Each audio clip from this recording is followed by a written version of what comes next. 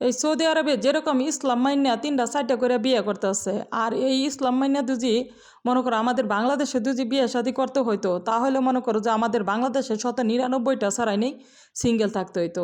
কারণ দেখো, এই যে আমাদের বাংলাদেশে বিয়ে করলে কিন্তু মেয়ের কাছ থেকে যৌতুক আনা হয়, আর এই সৌদি আরবে কিন্তু মেয়েকে গুইন্যা দেয়রা তারপরে মনে করে বিয়ে করে আনতে হয়। আর সৌদিরা যে পরিমাণে টাকা পয়সা দেয় একটা মেয়েকে বিয়ে করার সময়, আর আমাদের বাংলাদেশে তো এখন কি বলবো, যে সেই টাকা দিতে পারলো নইলে আর কোনো জীবনে বিয়েও করতে পারতো না।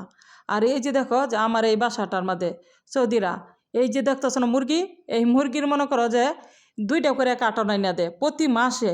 একটা কার্টনের মধ্যে 14টা 15টাও থাকে।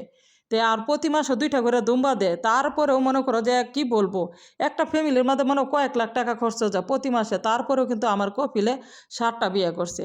ইসলামে দুজিও আছে যে 4টা বিয়ে করা, কিন্তু তারপরে সৌদিরা 7টা করলো কি কারণে বলো দেখি।